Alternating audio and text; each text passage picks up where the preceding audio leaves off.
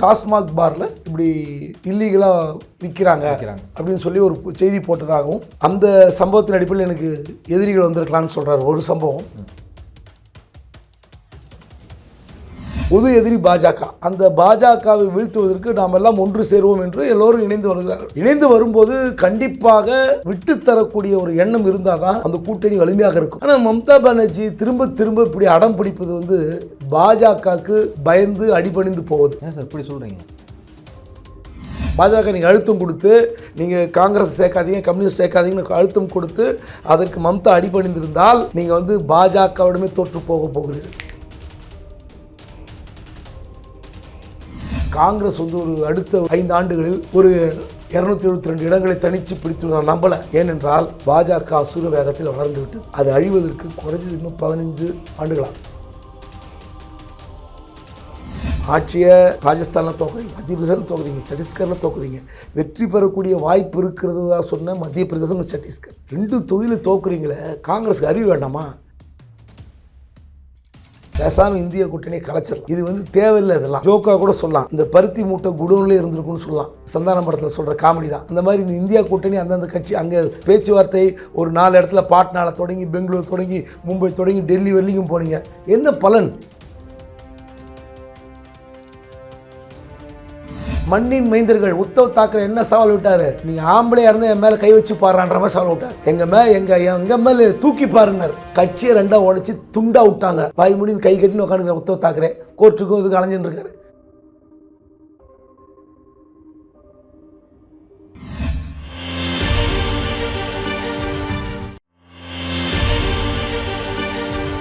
நான் உங்கள் சங்கீத் குகன். சிறப்பு நிகழ்ச்சியில் நம்மோடு இருந்திருக்கிறார் மூத்த பத்திரிகையாளர் மதிப்பிற்குரிய திரு குபேந்திரன் அவர்கள். வணக்கம் சார். வணக்கம். எப்படி சார் இருக்கீங்க? நல்லா இருக்கு. திருப்பூர் மாவட்டம் பல்லடம் அருகே நியூஸ் 7 செய்தியாளர் நேசப்பிரபு அவர்கள் மர்ம நபரால் தாக்கப்பட்டிருக்கிறார். ஒரு வாரத்திற்கு முன்பு அவர் தன்னுடைய செய்தி நிறுவனத்தில் ஒரு நியூஸை பப்ளிஷ் பண்ணி போட்டிருக்கிறாரு. என்ன அப்படின்னா, சட்டவிரோதமாக மது விற்பனை தொடர்ந்து பல்லட பகுதியில் சில ரூரல் ஏரியாவில் நடந்துகிட்ருக்கு.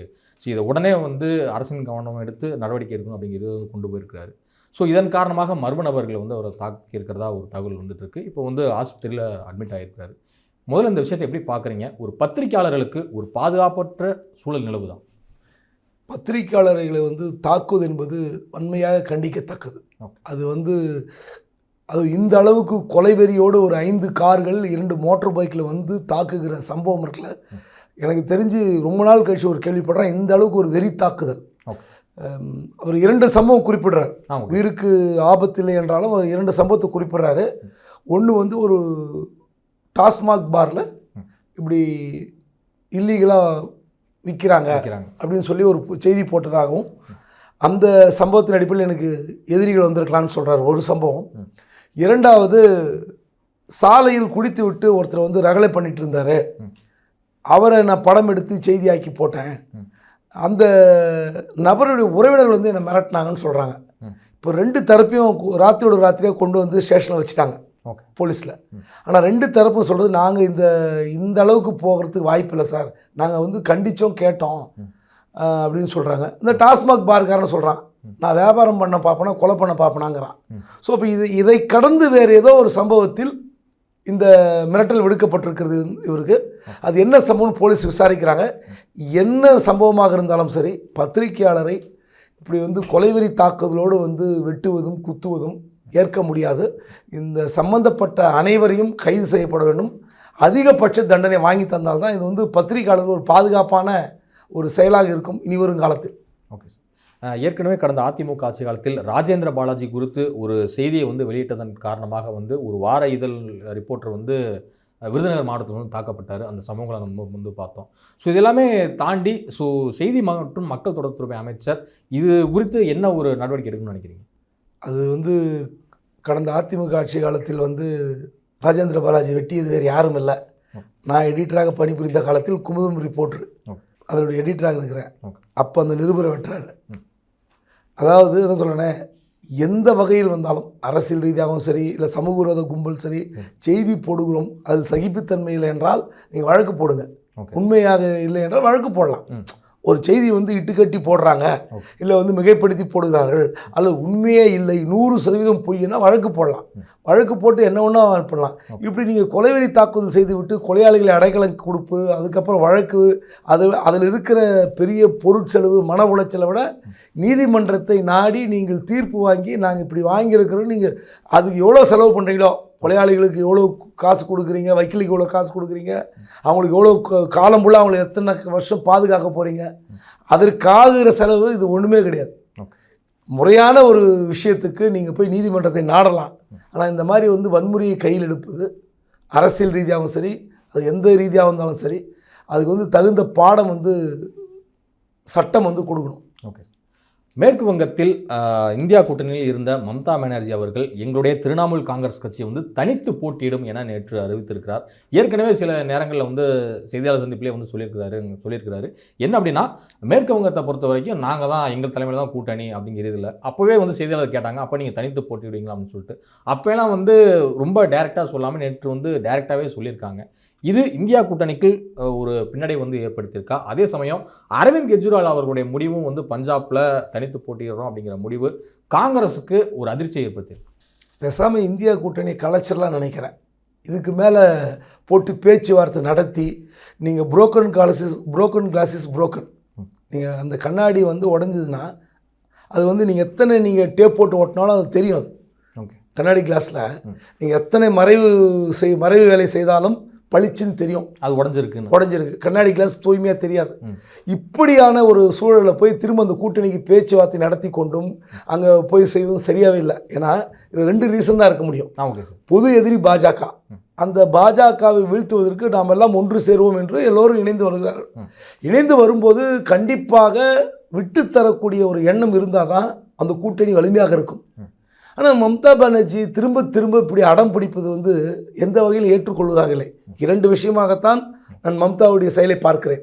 ஒன்று, பாஜகவுக்கு பயந்து அடிபணிந்து போவது. ஏன் சார் இப்படி சொல்கிறீங்க? அதிர்ச்சியாக இருக்குது. இல்லை, அதுதான் எனக்கு பிரதானமாக இருக்கும். எனக்கு தெரிந்து மம்தாவுடைய செயல் பாஜகவுடைய மிரட்டலுக்கு இல்லை பாஜகவுடைய அழுத்தத்துக்கு பயந்து போவதுதான், வேறு ஒன்றுமே இல்லை. 2வது, அந்த மாநிலத்தில் காங்கிரஸ் கட்சிக்கு வாக்கு சதவீதம் இல்லை, கம்யூனிஸ்டுக்கு வாக்கு சதவீதம் இல்லை.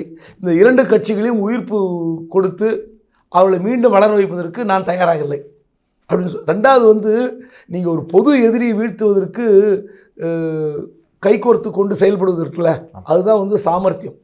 நீங்கள் அடுத்த 5 ஆண்டுகள் காங்கிரஸ் வளர்ந்து விடும், அடுத்த 5 ஆண்டுகள் கம்யூனிஸ்ட் திரும்ப மீண்டும் ஆட்சி பிடித்து விடும் என்று பயந்தீர்கள் என்றால் நீங்கள் பாஜகவுக்கு நிச்சயமாக இரையாக போகிறீர்கள். உங்களை பாஜக வந்து இப்போ மிரட்டி நீங்கள் 42 இடத்துல போன முறை 22 இடம் ஜெயிச்சிங்க. ஆனால் 18 இடம் பாஜக ஜெயித்திருக்கிறது. பாதி கிட்டத்தட்ட. ஆமாம், உங்களை வந்து லேஸில் விட்டுருமா அது பாஜக நீங்கள் அழுத்தம் கொடுத்து நீங்கள் காங்கிரஸ் சேர்க்காதீங்க, கம்யூனிஸ்ட் சேர்க்காதீங்கன்னு அழுத்தம் கொடுத்து அதற்கு மம்தா அடிபணிந்திருந்தால் நீங்கள் வந்து பாஜகவிடமே தோற்று போகிறீர்கள். இதான் நிலைமை. அதாவது கொஞ்சம் கூட வந்து ஒரு தாட்சண்யம் இல்லாமல் ஒரு அரசியலில் முன்னப்பின் இருக்கும். இன்னும் சொல்ல போனால் அந்த அம்மா வந்து ஏதோ மாநில கட்சி உருவாக்கி அந்த கட்சியின் தலைவராகல. அந்த அம்மா இளைஞர் காங்கிரஸ் தலைவி. ஆரம்ப காலகட்டங்கள் ஆரம்பத்தில் காங்கிரஸ் கட்சியில் இருந்தவங்க. அப்படி இருக்கும்போது மத்தியில் இருந்த காங்கிரஸ் மாநில தலைவர்களை சரியாக நடத்தவில்லை. மாநில தலைவர்களை அடக்கி ஆண்டது. இன்னும் சொல்லப்போனால் பல மாநில தலைவர்கள் வளரக்கூடாது என்ற ஒரு எண்ணத்தில், துவேஷ எண்ணத்தில் மத்திய காங்கிரஸ் தலைமை செயல்பட்டதால் தான் இன்றைய நிலைமை காங்கிரஸ் பரிதாபத்திற்குரிய நிலைமை. எல்லா ஸ்டேட்லேயும் இங்கே தமிழ்நாட்டில் மூப்பனாரை அவமரியாதை பண்ணுறது, இங்கே அப்புறம் தமிழ் மாநில காங்கிரஸ் மூப்பனார் பிரிஞ்சு போனது, ஆந்திராவில் இப்போ கண்ணெதிர்க்க பார்க்குறோம். ஜெகன்மோகன் ரெட்டி, ராஜசேகர ரெட்டி இறந்த பிறகு அவருக்கு மகனுக்கு ஒரு உரிய வாய்ப்பு அளித்திருந்தால் காங்கிரஸ் இப்படி போயிருக்காது, வலுவானதாக இருந்திருக்கு. கேவலப்பட்டு போயிருக்கிறது. நீங்கள் சரத்பவார் இந்திரா காந்தி காலத்தில் அவர் தனியாக காங்கிரஸ் எஸ்ன்னு கொண்டு போனது, இப்படி ஒவ்வொரு ஸ்டேட்லேயும் 1000 கதை இருக்குது. வலிமையான மாநில தலைவர்களை அவர்களை அரவணைத்து கொண்டு அவர்கள் வந்து ஒரு தன்னிச்சையாக செயல்பட விடாமல் இல்லை காங்கிரஸ் தான் முக்கியம், நீங்கள் இருங்க, நீங்கள் தான் இருக்க போகிறீங்க சொல்லலாம். ஆனால் மாநில தலைமையை வந்து அப்படியே சிறகுகளை வெட்டுவது போல் அவர்களை கை கால்களை வெட்டுவது போல் வெட்டி கொண்டு அவர்கள் செயல்படாமல் இருக்குவதற்காக ஊனமாக்கிவிட வேண்டும் என்ற ஒரு மோசமான எண்ணம் தான் காங்கிரஸ் இந்த மாதிரி படுகொலியில் தள்ளியது. அதையெல்லாம் கடந்து இப்பொழுது காங்கிரஸ் வந்து அடுத்த ஒரு 5 ஆண்டுகளில் ஒரு 272 இடங்களை தனித்து பிடித்து நான் நம்பலை. ஏனென்றால் பாஜக அசுர வேகத்தில் வளர்ந்து விட்டது. அது அழிவதற்கு குறைஞ்சது இன்னும் 15 ஆண்டுகளாகும். அந்த ஓட்டு சதவீதம் குறைவதற்கு, அழிவதுன்றது மீனிங் வந்து கட்சி அழிவதில்லை. காங்கிரஸ் எப்படி போன 50 சீட் தான் இருக்குது. போன முறை 50 சீட் வருதுங்க. அது எவ்வளோ 55 வந்து எவ்வளோ ஆகும்? அசுர வேகத்தில் வந்தால் 110. 54 வந்தால் தான் எதிர்கட்சி அந்தஸ்து 2 டைம் இல்லை. அப்போது நீங்கள் யோசித்து பாருங்க, 110 120 பிடிப்பதற்கே காங்கிரஸால் முடியுமான்னு தெரியல இந்த முறை. அதனால் அப்படி இருக்கும்போது இந்த கட்சி உடனே வந்து மேற்கு வங்கத்தில் ஆட்சி பிடித்து விடுமா? ஒரு 5 சீட்டு எக்ஸ்ட்ரா கொடுங்க, 6 சீட்டு எக்ஸ்ட்ரா கொடுங்க. அதனால இந்த காங்கிரஸ் கட்சியும் சரியில்லை, இப்போது இந்தியா கூட்டணியில் இருந்துக்கிற எந்த கட்சியும் சரியில்லை. ரெடி இந்த 5 மாநில தேர்தல் நடக்கும்போதே பந்தர்காந்த்னு ஒரு பகுதி, உத்தரப்பிரதேச பக்கத்தில், மத்திய பிரதேசத்தில் பந்தர்காந்த்.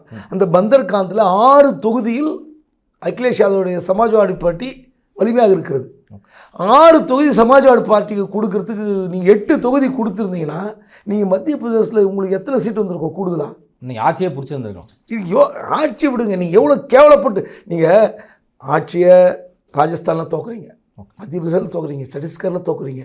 வெற்றி பெறக்கூடிய வாய்ப்பு இருக்கிறதா சொன்ன மத்திய பிரதேசம், சத்தீஸ்கர் 2 தொகுதியில் தோக்குறீங்களே. காங்கிரஸுக்கு அறிவு வேண்டாமா? நடைபயண யாத்திரை போனீங்க, மக்கள் எழுச்சியாக இருந்தார்கள், எல்லாம் உண்மை. ஆனால் உங்கள் கட்சியுடைய நிலைமை பரிதாபத்திற்குரிய நிலையில் இருக்கிறது. 54 இடங்களை பிடிப்பதற்கே தண்ணி குடிச்சு கொண்டிருக்கிறீங்க. அப்படி இருக்கும்போது நீங்கள் கூட்டணி கட்சியில் போன கடந்த சட்டமன்ற தேர்தலில் இறங்கி போயிருந்தால் ஓரளவுக்கு இன்றைக்கி உங்களுக்கு ஆதரவு இருந்திருக்கும். மம்தாவை போய் பல மாநில தலைவர் பேசியிருப்பாங்க, அகிலேஷ் பேசியிருப்பார். பாருங்க, கேட்டால் காங்கிரஸ் கொடுத்தாங்க, 2 சீட் எக்ஸ்ட்ரா கொடுங்க அப்படின்னு அகிலேஷ் பேசியிருப்பார், நிதிஷ்குமார் பேசியிருப்பார். இப்படி காங்கிரஸும் ஒரு எதேச்சாதிகார பாணியில் செயல்பட்டதும், இன்னும் பெரிய மனப்பான்மை, அதே மனப்பான்மையில் மம்தா செயல்படுவதும் நாட்டுக்கு நல்லதல்ல. இது கடைசியில் வந்து எப்போ திமுக மட்டும்தான் அந்த கட்சியை, அந்த கூட்டணியை தாங்கி பிடிக்கும்னு நினைக்கிறேன்.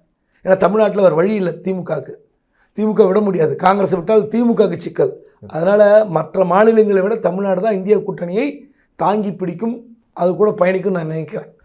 ஆனால் இன்னொரு விஷயம் உங்கள்கிட்ட நான் கேட்கணும்னு நினைக்கிறேன். இப்போ மம்தா இது மாதிரியான ஒரு முடிவு அறிவிச்சிட்டாங்க. அரவிந்த் கெஜ்ரிவால் பஞ்சாபில் வந்து முழுமையாக நாங்கள் நினைக்கிறோம் அப்படிங்கிற ஒரு முடிவு அறிவிச்சிட்டாரு.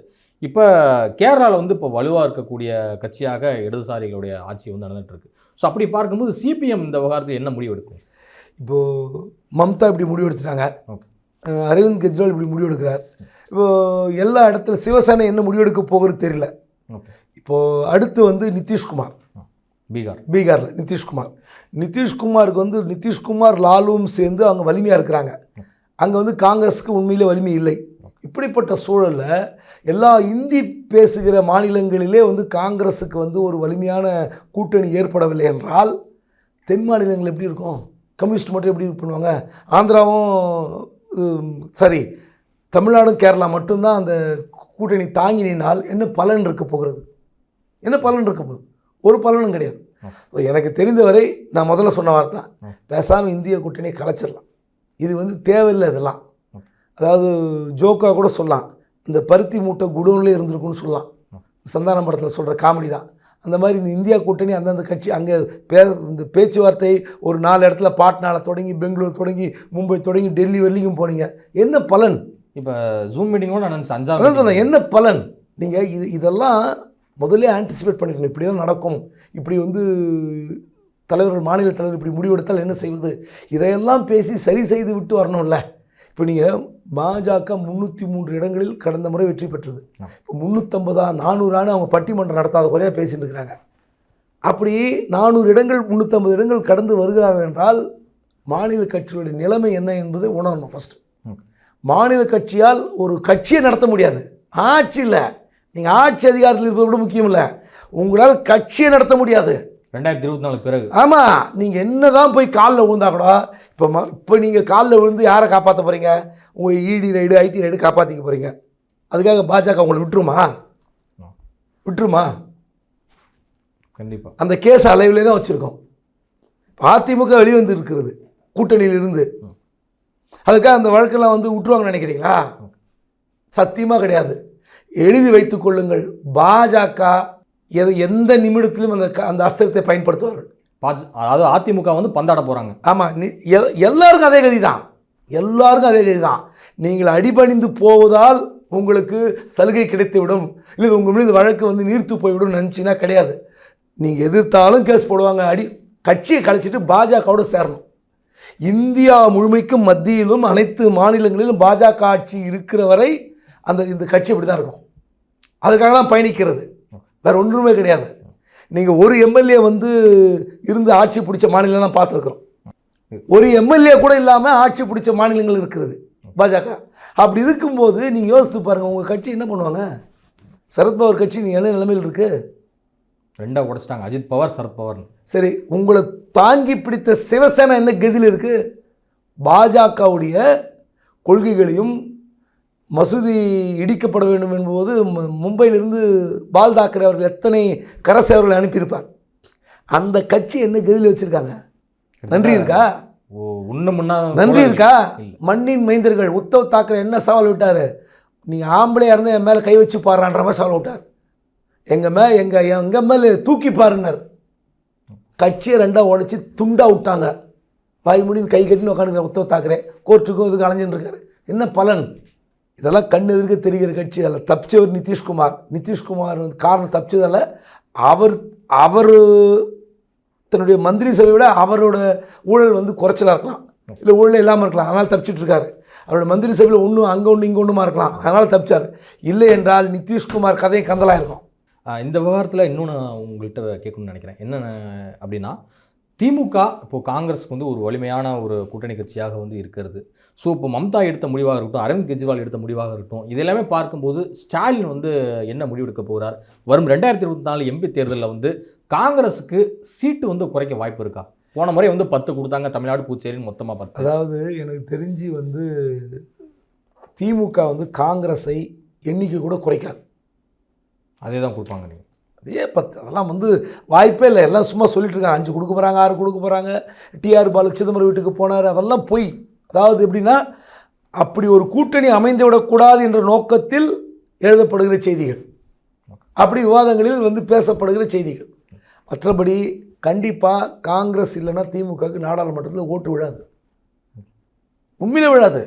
நீங்கள் தந்தி எடுத்த சர்வேல ராகுல் காந்தி பிரதமராக வேண்டும் என்று, யார் பிரதமராக வர வேண்டும் என்று கேள்வி கேட்கப்படுது. அதில் 69% ராகுல் காந்தி. அப்போ யோசித்து பாருங்கள், தமிழ்நாட்டில் மோடியா ராகுல் காந்தியா, பாஜகவா காங்கிரஸா அப்படி வரும்போது காங்கிரஸ் கூட்டணி தான். அதனால் கண்டிப்பாக திமுக லெஃப்ட் ஹேண்டில் டீல் பண்ணுவாங்க. இப்போது இந்தியா முழுக்கும் காங்கிரஸுக்கு வாய்ப்பில்லை, எந்த மாநில கட்சிகளும் கூட்டணி அவமானப்படுத்துகின்றன, இல்லை காங்கிரஸ் நம்ம ஈஸியாக டீல், வாய்ப்பே இல்லை. இந்த கூட்டணி இன்டாக்டாக இருக்கணும். இதில் எண்ணிக்கை யாருக்கு சீட்டு குறைச்சாலும் சரி, அதிகரித்தாலும் சரி சிக்கல் தான். அங்கே இருக்கிற திமுக கூட்டணியில் பாரிவேந்தர் அந்த கட்சி வெளியே போயிருக்குது, ஐஜேகே வெளியே போயிருக்குது. அதற்கு பதிலாக மக்கள் நீதி மையம் உள்ளே வந்திருக்குது. ஓகே, ஒன்றுக்கு ஒன்று ரீப்ளேஸ், அவ்வளோதான். கமல் 2 கடை கூட கிடையாது, ஒன்று தான். அதனால் அந்த சீட் நம்பர் மாறவே மாறாது. ஆனால் என்ன சொல்லிட்டு இருக்காங்க, திமுக கூட்டணியில் பிளவு விடும், யாராவது ஒருத்தர் வெளியே வந்து விடாருன்னு எல்லாரும் பேசிகிட்டு இருக்காங்க.